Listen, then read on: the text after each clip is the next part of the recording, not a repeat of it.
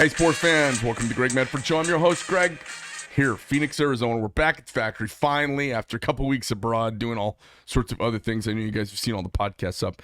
Today, we have a guest. We're going to talk a little bit about first impressions and thoughts coming through the factory.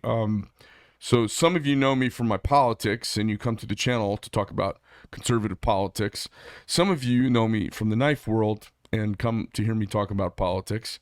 And today we're going to talk a little bit about knives. So this is a little bit about what I do for a living. So our guest today is Ben Quinata. Ben, did I say that right? Yes, you did. So you were coming through for a tour the other day. Yes. And you live here in Phoenix, right? I do. Is there anything about you can I ask what you do for a living? Sure. I'm a systems engineer for a local company here. We work mainly with like Amazon and Microsoft Azure. So I'm in the cloud. Okay, so you do software stuff. That's correct. Cool. And what actual part of it do you do? Are you a coder or are you a engineer or what do you? I am mostly in the infrastructure engineer. So I set up all the networking and security, and then the software developers, they throw in their software there. And I help run and maintain the software. There's a whole crazy universe on the other side of the screen, isn't there? Yes. Attacks and just stuff coming from everywhere. Do you deal with cybersecurity a little bit as well? Yes. Yes. Sometimes we get a call from our security experts like, hey, you need to shut this down, or we're getting an attack. Sometimes Amazon notifies us and says we found something suspicious. It's a pattern across their network, and we're letting you know what to do and recommendations. So it's crazy. It's the untouchable universe out there. Exactly, 24/7. So bananas. We had the Chinese assaulting our website last year, and it was like 80 million hits an hour trying to break our codes to get into our server. And what's going on? It's bizarre. And to take that further, there are coders in India that are for hire, hackers for hire, and they're just there, a big warehouse full of software developers and hackers, and you just pay them and they go after you. Do you think we could hire some hackers to get my Instagram account back from the Pakistanis who stole it, or from the Turks who stole it? Is that possible? It's possible. It's very possible. That's what I should do. I should hire me a hacker. Yeah. I wonder if they're using AI to do hacking yet. Not yet, but it's coming. There. Yeah. And that's going to be awful. Yeah, I was just talking to my daughter about AI, who is the recipient of her Medford knife. And she talked to her cousin who's in the Air Force, and she does intelligence, and she's like, yeah, it's a real threat. It's a real threat, not just within the United States and domestic, but yeah, foreign entities. What's your daughter doing? She is a newly commissioned officer in the Air Force. For the first year, she will be promoting Air Force ROTC and the benefits of going through an ROTC program to become an officer. All right, so she's going to do an officer kind of recruiting cycle. Exactly. Okay. She's really excited about that. Where's she going to be doing that at? Hill Air Force Base is where she'll be based. Utah? Yeah, nice. And her region is in the Boise, Montana, Wyoming, New Mexico area. So yeah. I flew that air show years ago. It was really crazy. They turned the airport over to me, and I'm doing rolls on my downline headed to show center, and I never saw such a white crowd in my entire life. That is the whitest Mormon-y Utah crowd you've ever seen in your entire life at an air show. Unbelievable. So backstory, I grew up on Guam. Okay. And the second city I ever visited in the mainland was Ogden, Utah. Oh my God, yeah. And yeah, it was definitely a stark contrast. Yeah, right. Especially when everything was closed down. It was like, especially on the weekends. I was like, is there anything to do? It's like, well, And Ogden's one of the only cool places up there because they've got all the private social clubs that you can join to like go in and have a drink. Oh wow, I didn't know. Yeah. I did not know that. I stayed up in Ogden I used to stay in Ogden when I was flying the air show. Okay. Well, tell us about what got you to come into our company, and tell me about the tour you got and everything. Sure. So I mentioned, my daughter, newly commissioned in the Air Force. I wanted to get her a cool gift, not just money, not a car, and like, hey, congratulations. I wanted something to really show that I was proud of her, and she's going to be a third generation military. Mm-hmm. Although she didn't go into the Army, that's okay. Air Force is, it's considered, the military. Yeah, We love her, and we love all our service air people. Yes, exactly. Space Force. She loves Space Force, by the way. Is she gonna try and get in Space Force? Eventually, that's a thing. Yeah, hilarious. Their uniforms are different, by the way, too. Yeah, they are. They look like something out of like Starship Troopers. Yes, but that's, again, we're talking about China and attacks. I mean, that's the next frontier. We have to be ahead of the game, or we're just going to be shit on. Sorry. Yeah, no, you can swear. You can say anything you want. Yeah, so we need to be ahead of the game. So anyways, I wanted to be proud. I wanted to give her something to exude my how proud I am, and that she's going to be part of the military family. I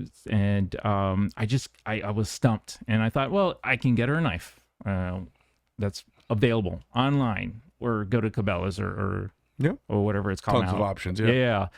But I wanted a little bit more, and I just so happened to be friends with one of your employees, and she just had a picture of her knife, her Medford knife. Who are your friends? Are you friends with Lindsay? Lindsay, cool. Customer service Lindsay. And I said, wow, that's a beautiful knife. I love the color. It just looks like it's well made. And so I hit her up. I said, where do you work? And she gave me the website, and I went online. I said, I want one of these. Can you also engrave something? She's like, yeah, we can do that. So that's kind of fluky. It's a small world. Yeah, exactly. And she gave me all the options, and I gave her a graphic to put on there, and away it went. So one of the things that really took me aback was the lead time, and I'm just like, why is that? And she goes, people want these knives, and we want quality. Put out quality product. We don't rush these things, and I didn't understand that. I'm like, a whole year, possibly. And she said it could be sooner, it could be, I mean, it really depends. And I had no idea what goes on with making just a single blade. Yeah, so it's crazy. Yeah, and so when she said that I had an opportunity to tour the facility, I'm like, yeah, I really want to know what's going on. Like, how does this process work, and all what's involved. I didn't think it was going to be this involved. So when the other Lindsay gave me the tour, I mean, my eyes were just open. I said, I did not know this. This is what's involved. And the quality checks that each stage has, and the tolerances, the very high or the low tolerance. Tight tolerance. Yeah, very tight tolerance for your product at each step, each stage. Just blew me away. It's bananas. It blows me away. Like, I'm telling you, when I actually get around to explaining it, like, sometimes you have to explain it to a new employee, and you can see the look on their face. They're like, what? Yeah, exactly. And I'm like, yeah, that's what we do. And then as I'm saying it, I see them gloss over. Yeah. And I go, God, this is pretty complex. It's not complex to make a knife. It's challenging to make a knife. After you do it a couple times, it's easy to make a knife. Yes. It's one of my favorite quotes from Chris Reeve. He and I were talking in Germany. He said, making one knife is no problem. Making 10 knives is challenging. He goes, make 100 or make 1,000. They're all the same. He goes, it's a goddamn miracle. It's doable. Oh, my gosh. Because when you stack up the tolerances, there is a plus or minus tolerance in life. And you feel it hugely in knives because they're such a tactile feel. It's one of the only tools people judge it on feel. Yes. Like, I guess a lot of tools are judged on feel. But, guys don't get a pair of pliers, and you don't see guys trying out lots of different pliers, right? Lowe's, yeah. But if you ever like worked with your grandfather or your dad, or you worked with an old craftsman, you say, oh, get a pair of pliers out of the toolbox. And you go get a pair. Like, oh, no, not that pair. They got a pair they really want. Yes. There's a pair that's your favorite. My favorite pair of pliers is my grandfather's. Plastic. He's got plastic dipped, these triple jaw little pliers. They're my favorite because they work on everything. Yeah. Like, tools are finicky. Yes. There's not too many tools where people judge them, where they open and close them, and you'll see them put them against their jawbone so they can listen to the joint. I mean, it's a little maddening. Yes. I relate that to firearms. So I shoot competitively, and it's just like a custom 1911 in the tight tolerances. So for me, I pick one up, and I pull the slide, and I just feel for wiggle room, any wiggle room. And I feel the smoothness. And then obviously 1911 aficionados, the trigger. It's all about that single action trigger, is be able to just put your pad on the trigger, and there's no wiggle room Click, there, bang. and then all of a sudden it's just a break. Yeah. And then that was it. It's super crisp, and they Right. love that. They go crazy over that. Yeah. So very similar to your approach to knives. Yeah. So, you see these, you see what people, you see $300 to $500 1911s out there, right? And then you see $5,000 and $7,000 1911s. Yes. And if you don't know any different, let's say you've never bought guns before, you just moved to Arizona from California, or you're from New York, you look at the two of them, you're like, what? That doesn't make any sense. Exactly. What am I missing here? Yeah. Then you start feeling and start listening, go shoot some groups, learn how to shoot a little bit, and you're like, holy shit, it's a whole nother planet. Exactly. The challenge with making super high-end anything is educating a group of people to care. Yeah. I've been reasonably effective in communicating to people through our website and through social media over the years, what a pain in the ass knife making is. And let me show you the steps. Here's how we do it. Yeah. I've had lots and lots of knife makers, because I can tell who comes to our site Yeah. and snoops around. Oh yeah. I've had lots and lots of knife makers come up and talk to me about my videos, because I show all the little tricks of the trade. They're not really tricks. They're just, figuring out how to solve problems. Mm-hmm. And just like a magic trick, right? Magic tricks are only magical until someone tells you the trick. Yep. And then it's just a technique, right? So I show all these techniques for what we do to, hold really tight tolerances. What's your biggest takeaway as you walk away from the whole thing? Just the number of hands that touch a blade, or even part of the blade, the handle or the edge itself. Just the number of people that if you had to make a list of every person that touched a blade, I mean, it would be a long list. It would be. And it's amazing. And I actually Probably be 30 people. Yeah. That's crazy. That is really crazy. My favorite part was the assembly, and that sometimes it takes an hour or so to assemble one. It usually does. And I'm like, why an hour? Just put all the pieces right here and just put them together. That's like, no, that's not how it works. And then after assembly, not knowing that you let it settle, and then the next day you have another QA guy go through it, and I'm like, holy cow. Yeah. It's done. It was done yesterday. Because titanium can relax. Yeah. So I never knew that. It's so bananas. It's crazy. So if you think about it, like the pivot, okay, the whole thing rotates around the pivot is the joke, right? The blades rotate around the pivot. The handles hold the pivot. Any little wiggle in any of that makes the whole blade sloppy. Yeah. And folding knives, there's a triangle happening somewhere always. When they lock out, if it's a button lock, there's a triangle between the pivot and the button lock and the blade stop. There's a triangle there. And when you close a knife or you open up a frame lock, there's the point where the lock face touches the spring face on your handle. There's the pivot, and then there's the pin that it stops against. So there's a triangle there. So the geometry of that triangle is kind of critical to certain shapes of the triangle make for a really good locking knife. Certain shapes don't. Okay. Wow. So if a triangle is too narrow, it can be very bad. If it's too equilateral, it can be bad. So there's crazy amount of, it's a little ecosystem of design, and any little change you make can mess the whole thing up. But if you think about the three holes, the hole of the handle side and the spring side, and the hole of the blade, and then the pivot, that's the most interesting kind of lunatic fringe part of the whole process.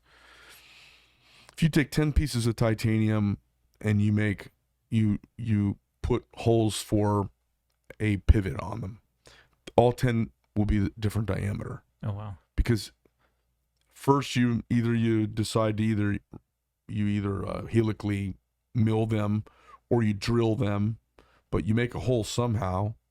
And then as you're milling, let's say you interpolate and you mill the hole, which is what mostly goes on, the tool's wearing as you're doing that.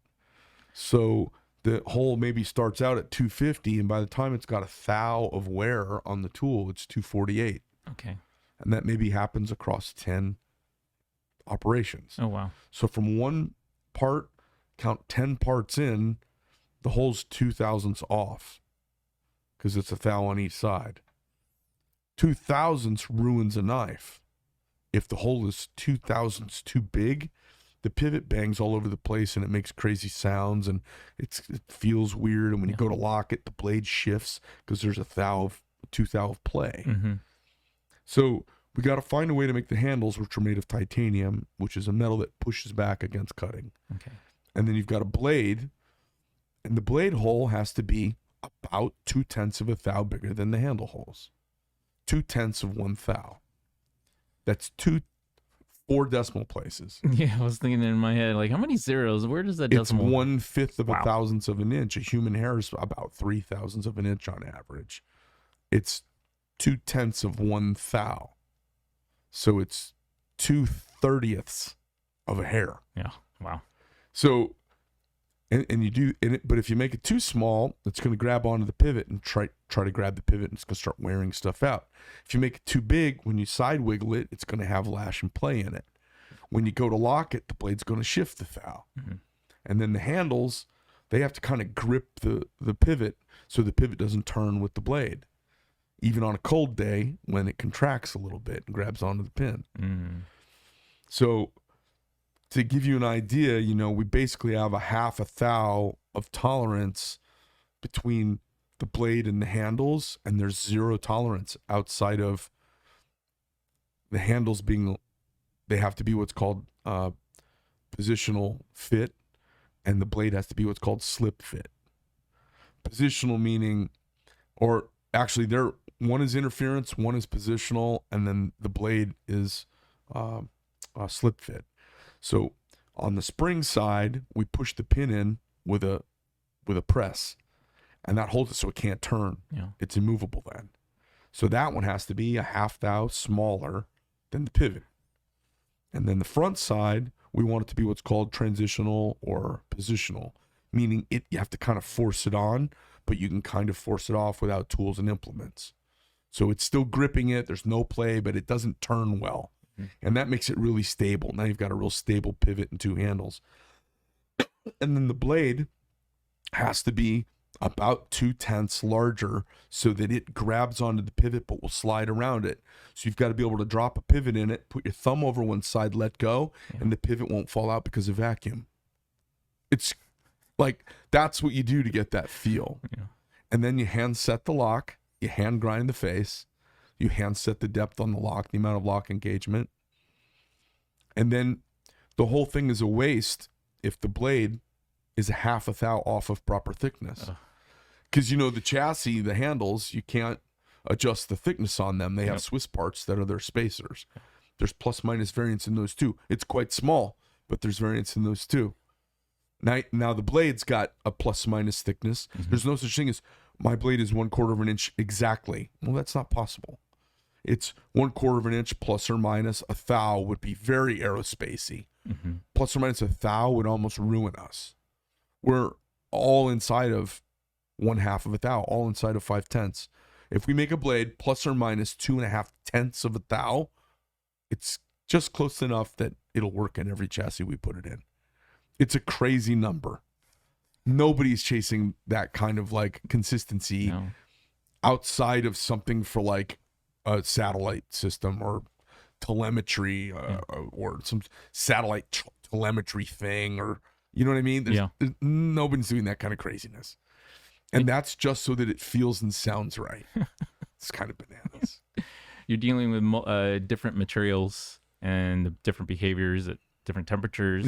And when you're actually making the holes, they, like you said, titanium pushes back. So that's a different behavior from another material. Wow. Yeah, when you mill steel, steel actually cuts pretty nicely. So when you cut a 250 hole microscopically, when a mill, kind of like a drill bit, for those of you who are laypersons or may not know what a mill is, an end mill looks like a drill bit. But it's basically a really stiff piece of carbide that has helical side flutes on it that it cuts with, right? And those flutes out at the very microscopic, where they're cutting the material away as they turn, they bend in a little bit. There's flex to them. So when you're cutting titanium pooches, and as you cut it, it pooches back out as the cutter passes by. So you can cut an exact 2.2500 hole and it will be 2492. It'll be 8/10 under size. Wow. You have to cut it a little bit bigger because it pooches back. So there's some backflow of the titanium, if you will, but steel doesn't do that. So you have different programs for cutting holes in titanium versus cutting them in steel. And some steel cuts like butter. Some steel fights you back like crazy. Depends on the carbides, So it's just it's when I explain it to people, if they've taken the time to kind of wrap their brain, they go, "Holy shit, how do you do it?" And I go, "Well, we drive ourselves a little crazy doing it. It's a little crazy." So you have to be a little bit obsessed. Yeah, there's a little bit of OCD for Yeah. sure going on, and I don't know how I balance that, but I seem to have found a kind of groove where I don't let it drive me too crazy. I'm not a micromanager, so I kind of step back and let everybody do their job, and everybody here does a really nice job. Got a really, really talented bunch of craftspeople. That's what I hear. So, your daughter got the knife? She did. How long did it take you to get the knife after you ordered it? It was about 10 months. 10 Okay. months. So I was patient. I knew that was going to take that long. Yeah, she was giddy. I mean, we got into the Jeep, and I took out my Bass Pro and she took hers out, and she was just flipping it open and closing and open and close it. And I gave her my $99 one. She opened and closed. She's like, "Here, you can take that back." She was just the whole drive home, and she was just like oogling over it. That's cool. And I think she would not have appreciated it if she didn't take the tour and go, "Wow!" Like, again, Yeah. all these people. It took all these people to make this one knife. So. You know what's interesting is after you develop a taste for high-end knives, I'm kind of a polarizing character because I'm outspoken and everybody thinks I'm a racist because I'm conservative and I'm super comfy talking about race.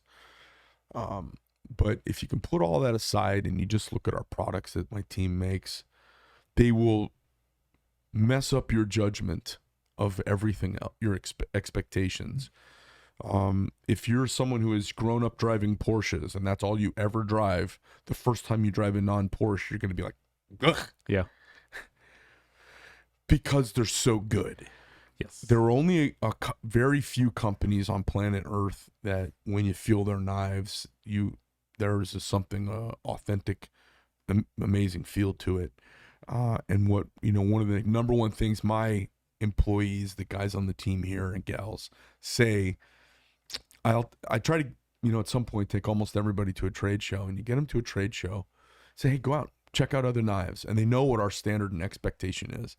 And as they go around, they see all these brands that they know and all these famous knife makers that they know, and they get back to ours and go, "Hey, what'd you think? A lot of cool stuff, right?" They're like, "Yeah, a lot of stuff that would never make it out of QC at our place." And I go, I know. So people spend a lot of time in America focusing on cheaper and what can we get away with. Yep. And they don't spend enough time saying, "I don't care what it costs to make it spectacular." Yeah. And it's a different way of looking at the world. My way is, I don't care what it costs to make it spectacular. Yeah. And you know what? We're going to let people down sometimes. Really? Yep. We will let somebody down because their idea of spectacular is some level of perfection that's not achievable. Okay. Or they have a different, maybe their idea of spectacular is how loose and something is. Uh-huh. They could be a little wrong-headed about it. Where that's not a quality thing. It's a affectation of some prior product they had. Some guys, they have a really worn-out old flipper. Yeah. And then they get a new flipper that's really tight. And they're like, my old flipper was really easy. Well, it was loose and it was broken and it was sloppy and had wiggle and play in it. Yeah, I don't care, but it was easy to flip. Well, that's kind of a hard thing to... It's like a guy who says, "Well, I love that new pickup truck, but my old one was scratched up. I didn't worry about it." Yeah. You're like, "Okay, well, it's brand new. What can I tell you?" I mean, we could scratch up a new one if you want to. Yeah, but let's go get a hammer. I'll patina your truck for you. There you go. But it can spoil you because once you start searching for that quality, and what I noticed, what it did to me. Do you have anything else in your life that you buy kind of crazy penultimate fetish quality?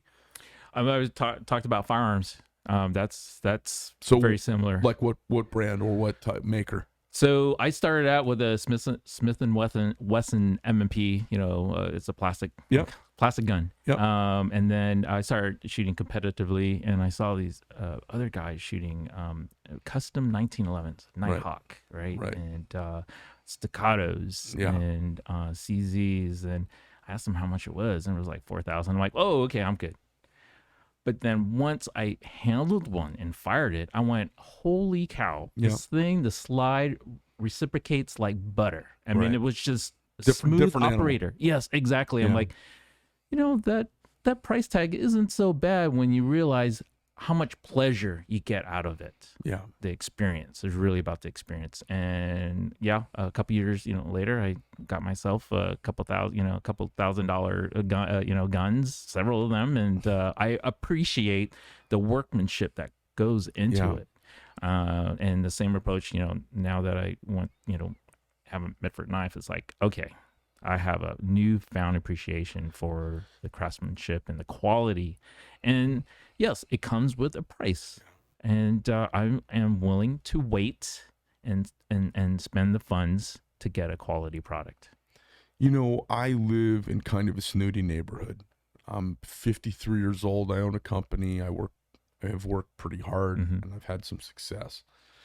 And if you look in my garage, you will see very few things there, but what you see are all awesome.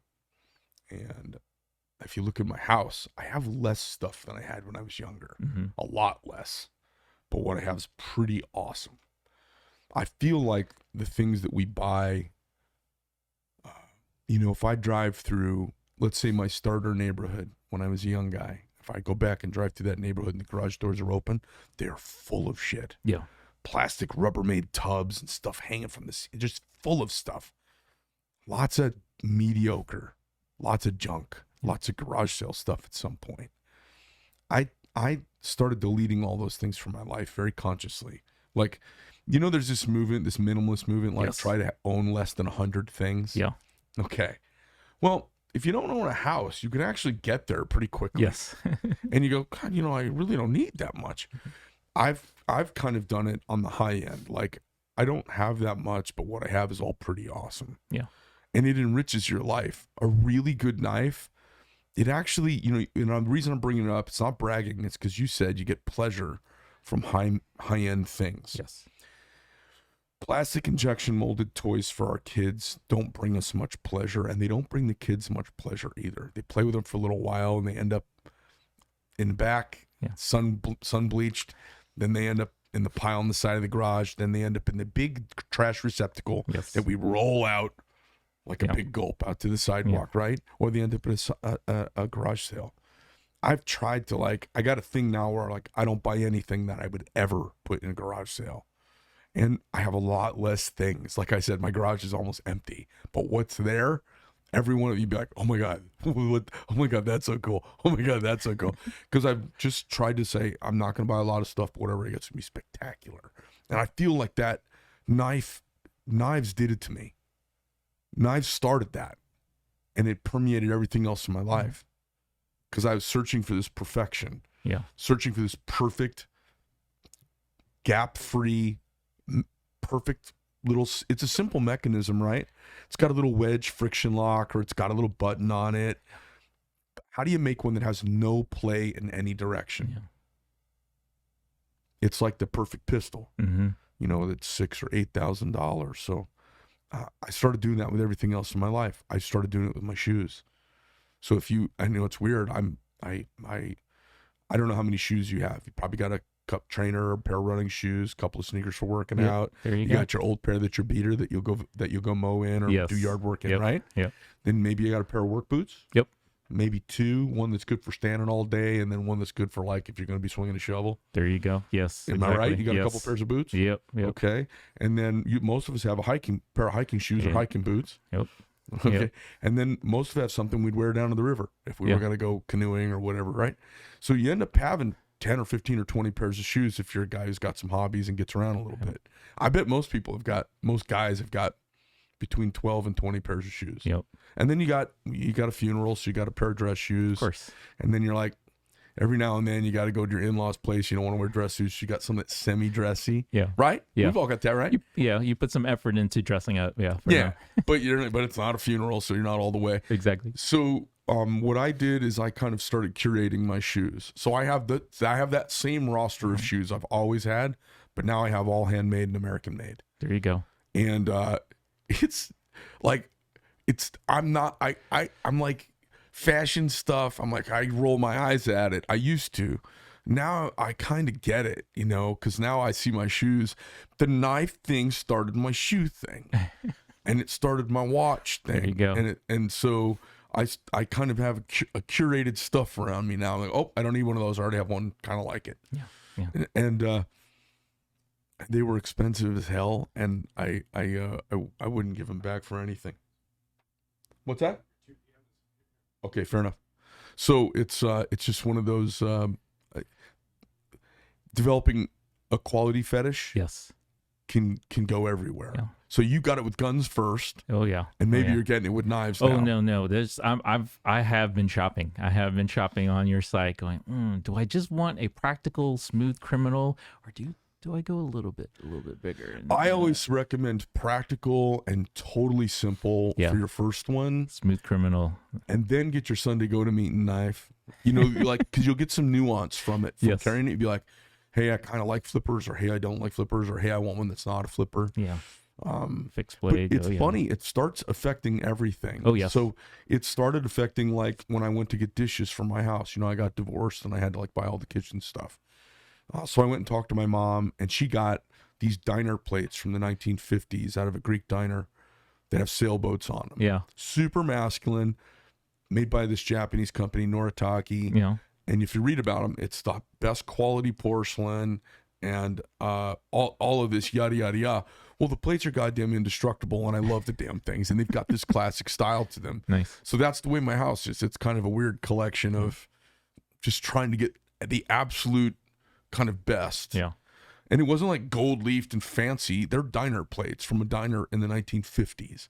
But they were made by a company that was just known for spectacular quality. Yeah. And so I was like, well, let me get a vintage set of those. So I've been doing that my whole life.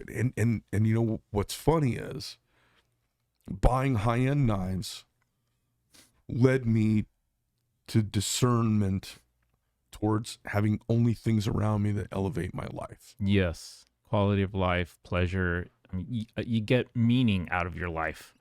So I have less stuff, yeah. But everything that I touch, I kind of know the company. I kind of know the story about it. I feel it's just dishes, who cares? But if you got to have dishes, why not have them be awesome? Yeah. I mean, look, you're telling us the story about how you got the dishes. I mean, it has impacted your life. Now you have a story to tell. Yeah. It's awesome. It's funny when people come over too, they're always like, oh my God, these plates are so interesting. I'm like, yeah, they're from a diner in the 1950s. Let me tell you about it. Yeah. And everyone always cracks up and they're like, oh my God. And they've got sailboats on them. They're beautiful. I'm a Nippanophile. When I was young, I read everything about the samurai and Code of Bushido and Japan and the history of Japan since, say, like the 10th century up to World War II. Okay. And I'm telling you this because this informs my knife making. The Japanese are known for being, everything they do, they turn into this kind of Zen. By making something perfect, you make yourself better. It's the closer you get towards heavenly. Oh, okay. So they're awesome at making stuff. They're very crafty and awesome craftsmen. There's families over there that have been making kimonos for 1,000 years. There's nobody in the United States who's been making anything for 1,000 years. And there's nobody who can get their kids to go into the family business anymore, practically, right? Yeah. The people who make swords there, most of them, their families have been in the sword making business for six or seven centuries. Yeah. There was something about them that was really appealing to me. And it was like they have a ceremony for making tea. Mm-hmm. They are very particular about how they hand you a business card.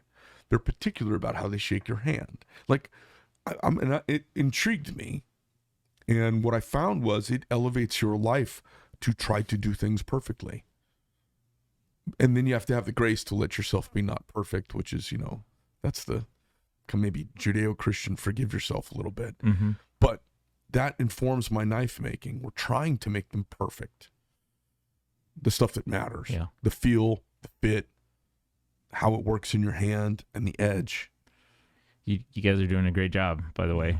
Yeah. Your whole crew. Well, I wanted to have you in and talk because I met your daughter when she was on the tour with you. I wanted to kind of hear firsthand. It's not like you're a fanboy. You recently found out about it. You're not a knife nut. You're Correct. just fallen into knives. Exactly. And then you got this tour, and it just so happens we're in the same town. If you'd been in a different town, it wouldn't have been us. Yeah. And I wanted to kind of get kind of a complete new to the genre take on what we do. Yeah. It was a pleasure. I mean, this is something that I'm probably going to tell other people. Just like, hey, I went up to Medford Knives and took a tour, and you have no idea what goes into their knives. Yeah. And I'm I'm pretty proud. Like I said, I'm currently shopping for my own personal one now that I handled my daughter's. I'm like, I want one of those. It's just cool. It's crazy.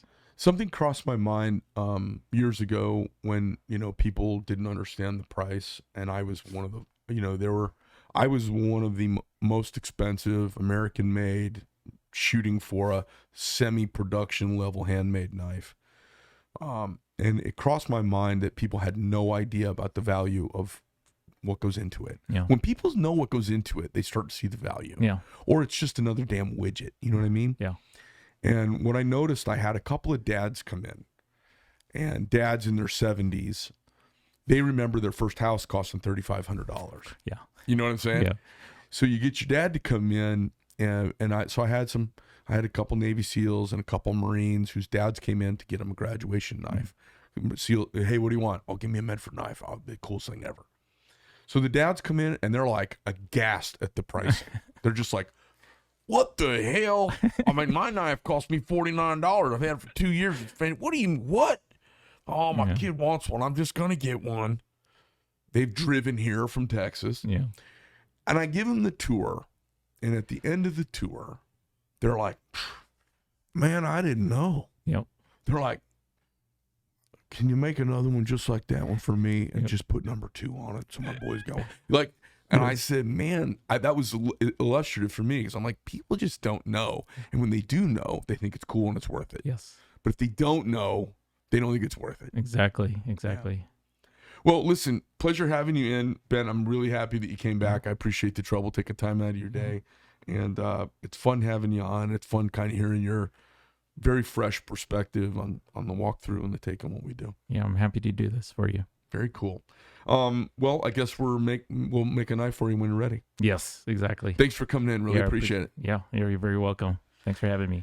All right, sports fans, that's the show. Just a little debrief and wrap up. I thought it was fun. I had somebody come in with their daughter and they get a cool knife and it's a military thing and it's the first time and wanting to do something special, and it all adds up into a unique, fun little American story. And I thought it was worth kind of sharing and kind of letting you see what happens here and what I encounter on a daily basis. Thanks for stopping by the show. Remember, if you're seeing us on YouTube or you're seeing us on one of the other places, you can find us at Rumble, Spotify, and iTunes. Just do a search for The Greg Medford Show. Smash that little like button wherever you see it, and we appreciate you tuning in.